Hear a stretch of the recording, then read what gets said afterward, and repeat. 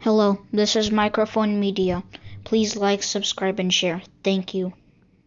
ሰላም ጤና ይስጥልኝ። እንደምን ዋላችሁ፣ እንደምን አደራችሁ። በመላው ዓለም ላይ ያላችሁ አድማጮቻችን ሰላም ለእናንተ ይሁን።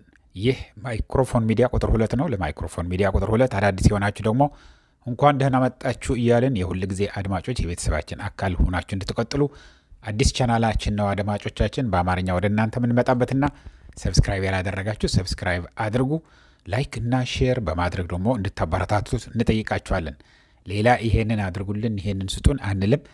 ሁል ጊዜ እንደምንጠይቃችሁ ጥረን ግረን ለምናመጣው ህዝብ ማወቅ አለበት የምንለውን ነገሮችን ስናመጣ ለብዙ ነገር ነውና ህዝብ እንዲያየው እንፈልጋለን። ስለሆነም አዲስ ቻናል ነውና አድማጮቼ ከዩቲዩብም እየተነገረን ስለሆነ ብዙዎች ሰብስክራይብ ያላደረጉ እያዩዋችሁ ነውና ሰብስክራይብ አድርጉ በሏቸው እያሉ እያስታወሱን ነው። እንደዛ አድርጉ እያልኩኝ ማስታወስ ነው እናንተን፣ ምርጫው ግን የእናንተ ነው እያልኩኝ እንግዲህ ዛሬ ለየት ያለ ፕሮግራም ይዤላችሁ መጥቻለሁ። ዶክተር አርከበ ዕቁባይ ዶክተር አርከበ ዕቁባይ ትክክለኛ ስሙ አርከበ ነው ወይ? አርከበ ለምን ተባለ? ታሪኩም አጠራርጌ ወደ እናንተ አመጣላችኋለሁ። ይህንን ፎቶግራፍ በሙሉ ደግሞ ለጥፈው ያለሁ ምንድን ነው ልትሉ ትችላላችሁ። ዶክተር አርከበ ዕቁባይ በ3 ዓመት ውስጥ ምን ማድረግ እንደሚቻል በአዲስ አበባ ከንቲባ ሆኖ ያሳየ ነው።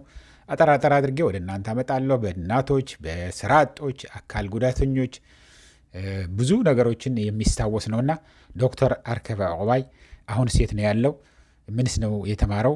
ለምንስ ነው ምንድን ነው የሚለውን ወደ እናንተ አመጣለሁ አጠር አድርጌ። እንደዚህ አይነቶቹም በታሪክ እና አዳነች አበቤ አሁን የሚያጨማልቁት ያሉትን የአዲስ አበባ ከተማ የአዲስ አበባ ህዝብ ነው፣ ከተማው መሬቱን አይደለም፣ ህዝብ ነው የምናገር ያለሁት። ህዝብ እየተባረረ ነው። 3 4 ወይም 10 ዘራቸው እዛ የኖሩበት ቀያቸው ከፒያሳ ከሳንችስ ሁሉም ከልደታ ከተክለ ሃይማኖት ከሰንጋታራ ከቄራ ከሁሉ በሉት ተባረው በአዲሶች እየተሰፈረ እዛ ይኖሩ የነበሩት ግን እየወጡ ነውና ግን ህዝብን እንዴት አድርገህ መለወጥ እንደምትችል እንደምታዩት ያላችሁ ምንድን ነው የምታያላችሁ? የተለያዩ ነገሮችን እያያችሁ ነው ያላችሁ። ግን አጠር አድርጌ አርከበ ዕቁባይ ማን ነው? አርከበ ዕቁባይ በጣም ወጣት ነው። የሚገርማችሁ አሁን 68 ዓመቱ ብቻ ነው። እንግዲህ ወደ አዲስ አበባ ሲገቡ 30 ምናምን ዓመት ከሆነው የ30 ዓመት ወጣት ነው የነበረው። የ30 ዓመት ወጣት አሁን ምን እያደረገ እንደሆነ ታውቃላችሁ። እና አርከበ ግን ታጋይ ሆኖ ነው። አርከበ የተባለበት ምክንያት የኤርትራ ሰራዊት በኢትዮጵያ መከላከያ በደርግ ጊዜ ማለት ነው ሰራዊት ሊሸነፍ በቃ ጥቂት ሲቀረው ከትግራይ ሰራዊት ጓዶቹን ይዞ ሲደርስ አርከበ ማለት በትግርኛ ደረሰ ማለት ነው። በጥሩ በቃ በሰዓቱ ባይደርስልን ኖሮ ጠፍተን ነበር ለማለት ነው። አርከበ የሚለውን የወጣለት በዛ ነው ብለውኛል። አይ ይህንን መስተካከል ያለበት የምትሉ ካላችሁ ደግሞ ንገሩኝ። እኔ ብዙ ጠይቄ የተነገረኝ ይሄንን ነው። ዶክተር አርከበ እንደምታዩት ያላችሁ የመጀመሪያውን ፎቶግራፍ በግራ በኩል የምታዩት ያላችሁት መሀል ላይ ያለው ዱላ ይዞ ያለው መሀል ላይ ያለው ነው።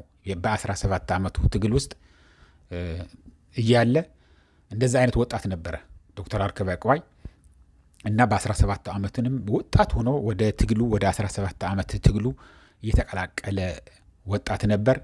በጣም ፈጣን፣ ቶሎ የሚያውቅ፣ ቶሎ የሚያነብ፣ ቶሎ የሚረዳው በትግሉም በጀግንነቱም ታዋቂ የነበረ ታጋይ ነው። በዚህ ምንም የሚታማበት ነገር የለም። ስለ ትግሉ ይሄንን ካልኩኝ ያው እድሜውም እንዳልኳችሁ 68 ዓመት ብቻ ያለው ነው። በአሁኑ ያለው 68 ዓመቱ ነው። የተማረውም ከአዲስ አበባም ጀምሮ እስከ ለንደን ፒኤችዲውን የያዘ ሰው ነው። ዶክተር እንደምታዩት ያላችሁ ፒኤችዲ ያለው እና ዶክተር አርከበ አዲስ አበባ ውስጥ ሆኖ ምንድን ነው ያደረገው? አድማጮች ለ3 ዓመት ነው ከንቲባ የሆነው። እንግዲህ በ3 ዓመት ውስጥ አዲስ አበባን በመለወጥ የአፍሪካ ከንቲባ ተብሎ ተመርጠዋል። ቁጥር 1 የአፍሪካ ከንቲባ ተብሎ ተመርጠዋል። በህዝብ ነው። ህዝብን በማስደሰት ህዝብን በማዳመጥ ያልተለመደ በሱ ጊዜ ያልነበረ አንድ አደጋ ደረሰ ከተባለ አንድ ከንቲባ መኪናውን አስነስቶ ወደ አደጋ ወደ ደረሰበት ሂዶ የሚያይ የሚጠይቅ፣ እንደዚህ አይነት ችግር ተፈጥሯል አደጋ ተፈጥሯል ከተባለ የሚያስተዛዝን ሰው እንደነበረ ታስታውስታላችሁ። ዶክተር አርከበ ደግሞ ሌላ በምንድን ነው በጣም የሚታወቀው? ኮንቴነር ታስታውሳላችሁ አድማጮቼ? በየመንገዱ ያ ኮንቴነር ስራ የፈቱ ብዙ አካል ጉዳተኞች፣ ቤተሰብ ኃላፊ የሆኑ ምናልባት ባል የሌላቸው ሴቶች፣ የልጆች እናት የሆኑ አዛውንቶች፣ የተለያየ ችግር የነበራቸው ለጊዜው ሰርተው እንዲጠቀሙበት እንዲለወጡበት ብሎ በጣም ብዙ ሰው የለወጠ ትንንሽ ኮንቴነር እየሰራ ብዙ ሰው የቀየረ ሰርተውበትም ሳይሆን ለንብረት ለእያንዳንዳቸው ተሰጥቷቸው ስለነበረ እያከራዩ ብዙ ሰው ተጠቅመዋል።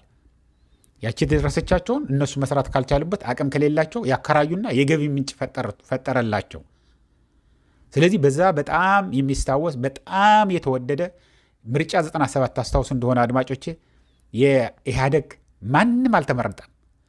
አርከበ ግን ምንድነው ያለው? የአዲስ አበባ ህዝብ በግልህ ወይ ደግሞ ራን ብታረግ ምረጡኝ ብትል ኑሮ ወይ ደግሞ በሌላ ፓርቲ ላይ ሆነህ ብትመጣ ኖሮ እንመርጠው ነበር። የአዲስ አበባ ድፍን የአዲስ አበባ ከተማ ይመርጠው ነበር ተብሎ ነው የነበረው። በችግር ምክንያት ያው ኢህአደግ ሆኖ ስለነበረ ኢህአደግም ነው ሊመርጡት አልቻሉም። እና ማነው አሸንፈው የነበር? ቅንጅት ነው ያን ያሸነፈው። ቅንጅት አሁን ለአርከበ የሚሰራውን በሙሉ ያጣጥሉ ነበር። ትልቁ አንድ ሌላ ደግሞ የሰራው ምን ነበር አድማጮች የመሰላችሁ? ያ ሁሉ ኮንዶሚኒየም ነው፣ መሀል ከተማ ነው የሚሰራው አርከበ።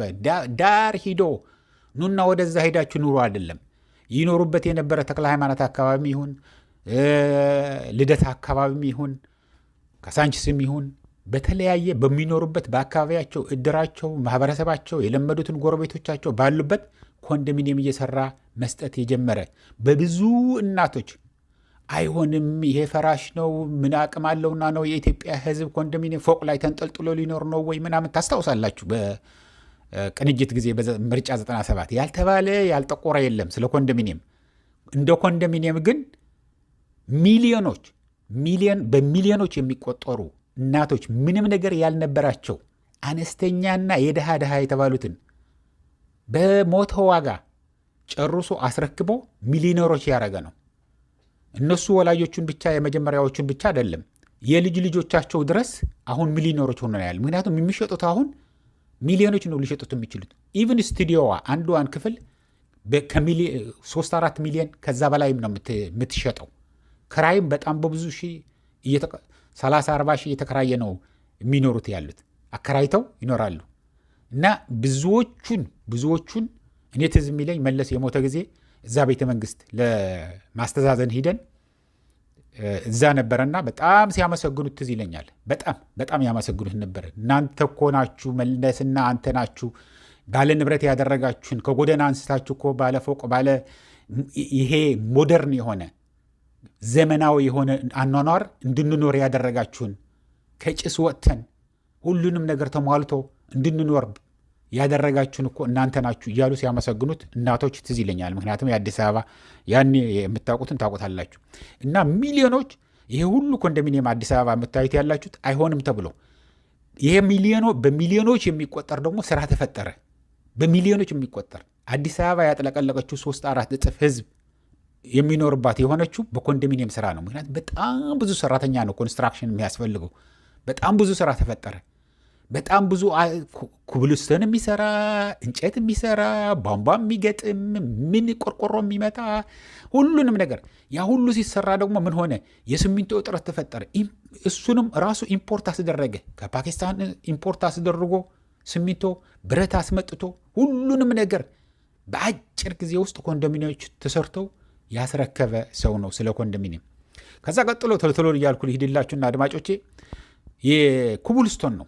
የኩብልስቶን ደግሞ ሚሊዮኖች የለወጠ ነው።